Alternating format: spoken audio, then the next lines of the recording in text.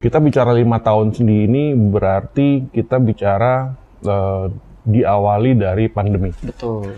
Pandemi itu merupakan secara general pandemi itu bukan kondisi yang baik bagi negara kita pada umumnya. Jadi mungkin pada waktu itu hampir semua sektor itu mengalami penurunan yang cukup signifikan pada saat itu. Nah, kami sebagai Badan Lelang Otomotif pada saat itu kami juga berpikir ataupun memprediksi akan terjadi penurunan yang sangat signifikan. Tapi ternyata yang terjadi selama pandemi 5 tahun terakhir ini, secara penjualan kami bisa dibilang malah cukup meningkat. Oke, justru meningkat. Justru meningkat dibandingkan tahun-tahun sebelumnya. Kita bicara peningkatan ini dari jumlah unit yang terjual. Jadi kalau kita bicara dari 2020 ke belakang dan 2020 sampai saat ini, itu justru JBA mengalami peningkatan yang cukup signifikan sebenarnya. Nah, hanya saja kalau kita bicara dampaknya apa sih dari bagi JBA sendiri, secara penjualan unit tadi saya bilang itu tidak ada masalah, malah meningkat. Tapi mungkin yang mungkin berdampak ke kami adalah dari nilai penjualannya.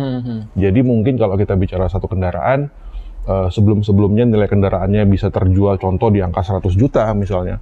Mungkin untuk momen-momen tertentu pergerakan harganya lebih terlihat. Dan cenderung sedikit menurun gitu. Nah, mungkin dampaknya di kami mungkin saat itu 5 tahun terakhir dari pandemi sampai saat ini, secara perkembangan dari perusahaan kami, saya bisa bilang merupakan 5 tahun dengan penjualan terbaik selama JBA berdiri.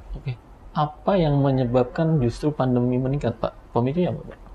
Nah, di situ kami berpikir begini, bahwa ternyata kebutuhan untuk kendaraan bekas itu memang tidak bisa dipengaruhi oleh situasi ekonomi. Karena kita bicara wilayah Indonesia, Indonesia ini memiliki karakter yang berbeda-beda di masing-masing daerahnya. Gitu. Mungkin kalau kita bicara Jakarta, itu akan berbeda situasinya dengan kalau kita bicara Kalimantan, gitu loh.